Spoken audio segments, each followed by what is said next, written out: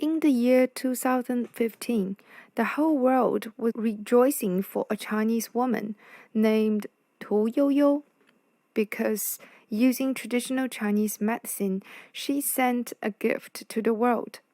At the Nobel Prize award ceremony, where she received the Nobel Prize in Physiology and Medicine, Tu Youyou addressed the world.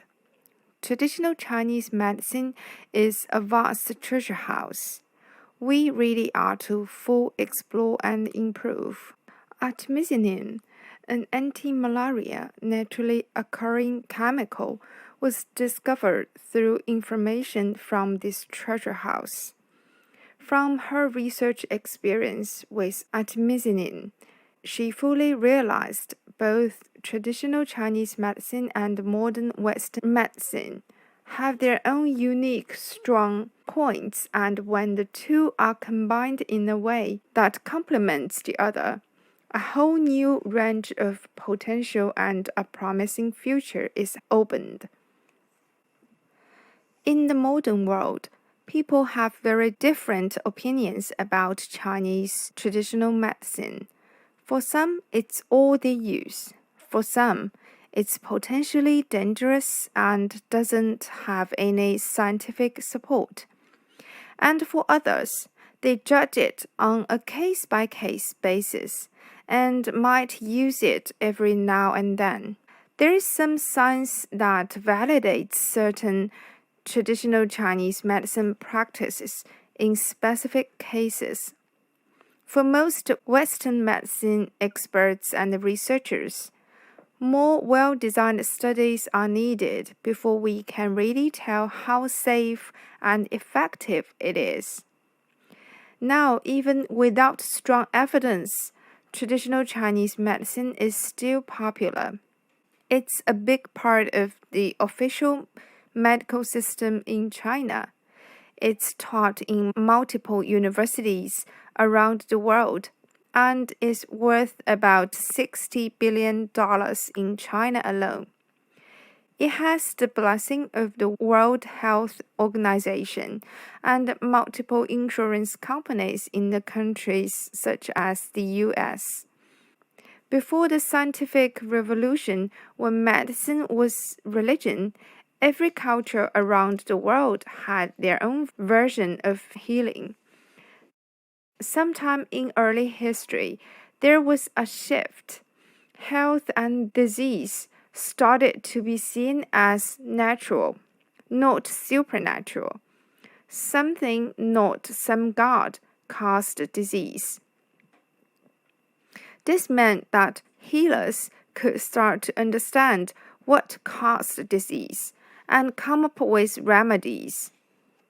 This started traditions of trying out treatments, writing them down, and passing them along, so future generations could build on old knowledge. One of these traditions was written into the 黄帝内经. This is an early traditional Chinese medicine text that came out in about 300 BC and outlined a lot of the core principles of traditional Chinese medicine. According to their theory, there is this vital life energy called qi.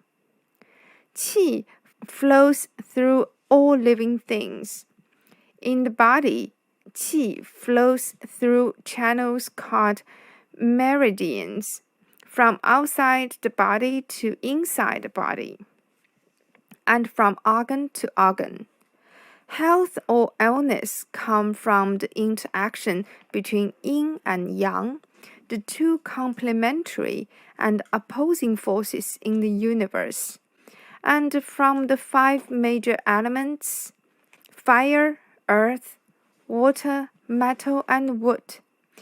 Each element correspondent to certain organs, and each element supported or weakened another, such as the spleen ruling over the lungs and the lungs influencing the skin, and so on.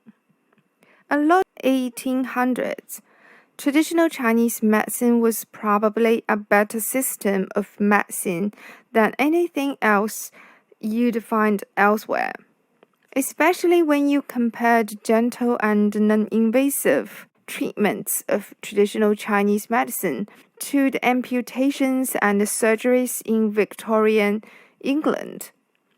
Traditional Chinese medicine doctors didn't slice off the patient's leg, thus would not cause an infection that end up kill the patient anyway. But eventually, Western medicine did embrace science with germ theory, anesthesia, and more sanitary surgeries over the years. Eventually, traditional Chinese medicine spread to Western countries both as a form of culture and as an alternative medicine. Traditional Chinese medicine has been brought to many countries by Chinese immigrants. It stayed popular within the immigrant communities because it was a part of culture, also because it was really hard to get care anywhere else. Early immigrants faced language barriers and high prices. The big turning point came in 1971 when the New York Times reporter named James Reston was traveling to China with his wife, and all of a sudden he felt the pain in his abdomen. He needed his appendix removed. He rushed to the nearest hospital where doctors and nurses took out his appendix and had a normal recovery. Now, to deal with the pain after the surgery, traditional Chinese medicine doctors set him up with acupuncture. He later wrote about his experience, saying, "It sent ripples of pain racing through my limbs and at least had the effect of diverting my attention from the distress in my stomach." And it went super mainstream after that. Traditional Chinese medicine books got translated into English, and schools of traditional Chinese medicine were founded. In 2019, the World Health Organization included certain traditional Chinese medicine treatments in the ICD, or International Classification of Diseases. And that's a big deal because the ICD influences real-life medical treatments, research efforts, and other financial resources. Now, in present times, traditional Chinese medicine has spread to 183 countries and districts, with 103 countries already recognizing the use of acupuncture and hundreds of traditional Chinese medicine schools spread in over 30 countries. At the same time as influencing the whole world, YouTuber Patrick Kelly did a research on people's choice of traditional Chinese medicine and why. The number one reason for using traditional Chinese medicine isn't a distrust in Western-style medicine. According to a nationally representative survey from 2002, people believe that their Western medicine will work better if combined with traditional Chinese medicine. Plus, they feel more involved and in charge of their own treatments. Traditional Chinese medicine users were more often women, more often wealthier, and more educated people.